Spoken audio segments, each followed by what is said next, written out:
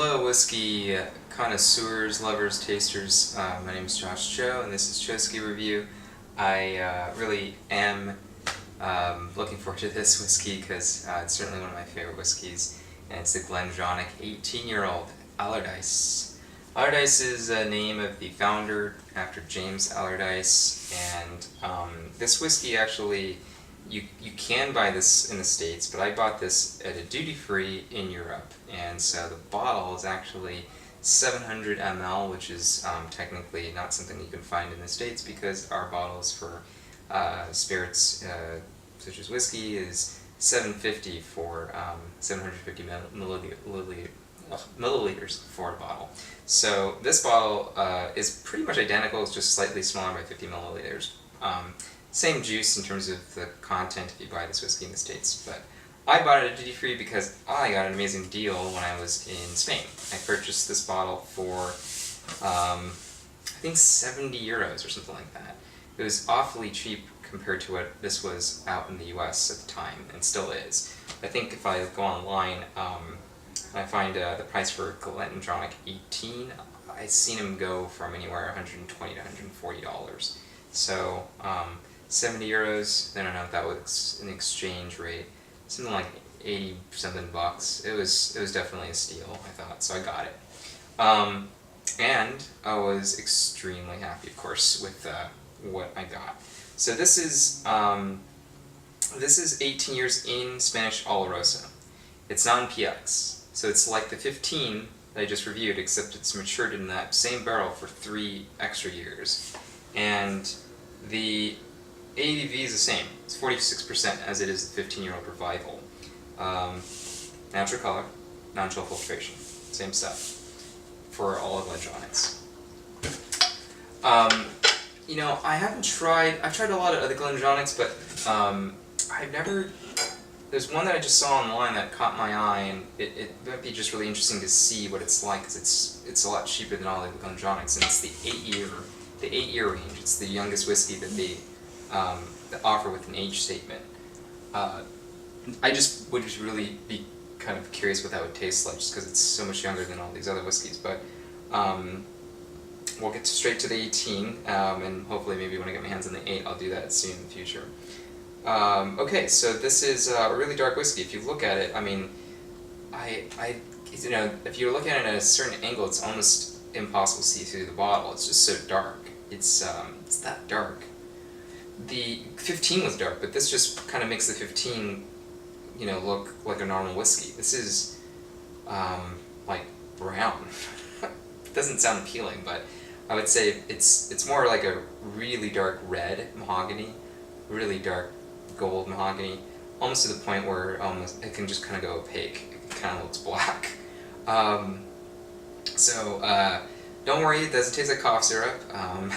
Although it just looks like that. It's that thick. It's extremely sweet though because of its extra years in maturation in Sherry Oloroso. So we'll get straight to the taste and nose. You know, I've been kind of lucky because none of my corks have cracked in these Glendronachs. I've had that problem with a few bottles recently, and with bottles with from distilleries that were really well known. And so I'm really happy about that with my Glendronachs. I could have had a bad kind of bottle with the other ones, but yeah, that's something that I've noticed with some bottles. My corks have cracked, and it's just, you know, part of the nature of some of these corks, and it's just kind of sad when that happens because, you know, your content to your whiskey can just, if it doesn't get protected immediately from getting another cork and capping it, you know, it really, the amount of oxygen that goes through the bottle can really destroy it, the content of that whiskey. So hopefully that never happens to you, but if that ever happens, I would say, you know, just be, you know, really careful with trying to make sure you wrap the opening of that whiskey with some sort of saran wrap and rubber, you know, rubber banding it like very, very tightly, and then trying to get a cork the next day as soon as you can. Your local winery or spirit shop, the bigger ones will generally have extra corks around, or if you go back to wine shop that you purchased your whiskey, or whiskey shop you purchased your bottle, you can probably ask them, they can replace it for you. That's what I had to do, unfortunately, about a week ago. So the color, as you can see, is really dark mahogany gold and quite oily for, well, because of its age, 18 years. So it's got a lot of the oils from the oak and the influence of that sherry married into that spirit. So it's got a very, very nice looking legs, or leg. Very nice looking oiliness. It's very, very thick. The texture of the whiskey is very, very nice. Okay, I mean, off the bat, the smell,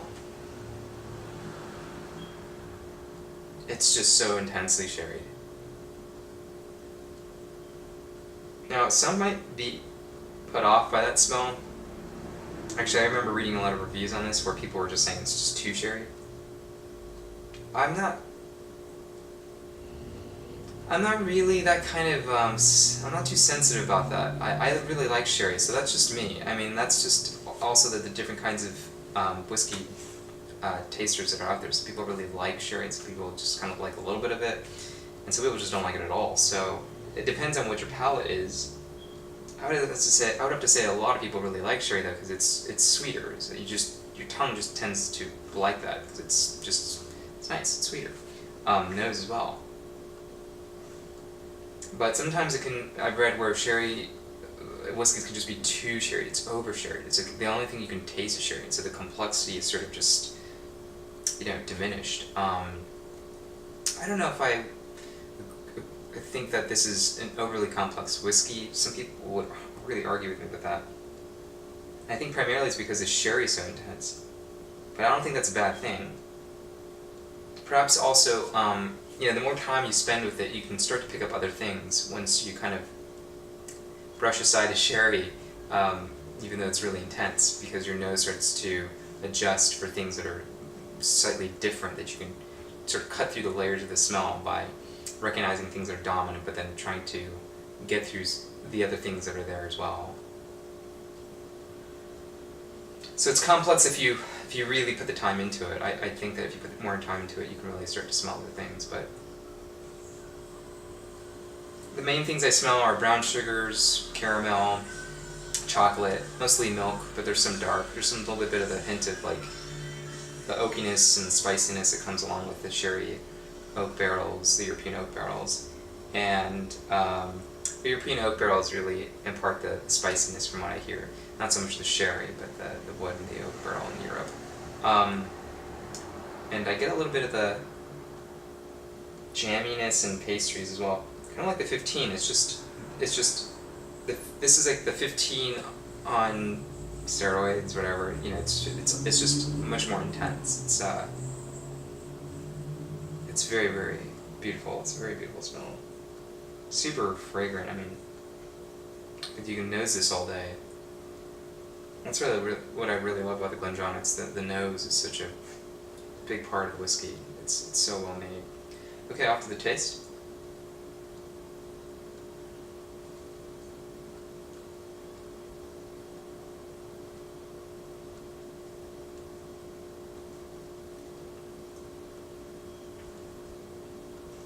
Wow. It's a long finish. Yep. Still going.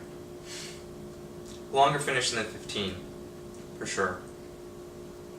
And dry, but beautiful. Beautiful dryness. So sweet at the beginning. So, it starts up being really sweet. That raisin comes in forward. Intense raisin, like all the raisins you can think of. And then it goes into the other kind of sweetnesses. And the texture in your mouth is extremely creamy with this whiskey. It's full-bodied, very full flavor, intense, but very balanced. You get the nuttiness and the spiciness, like nutmeg, cinnamon, hint of clover, and a little bit of ginger actually in this one. More so than the 15-year-old, actually. It's interesting.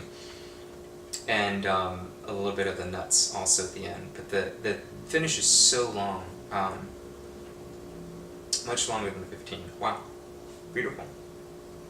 I'll go for another second taste.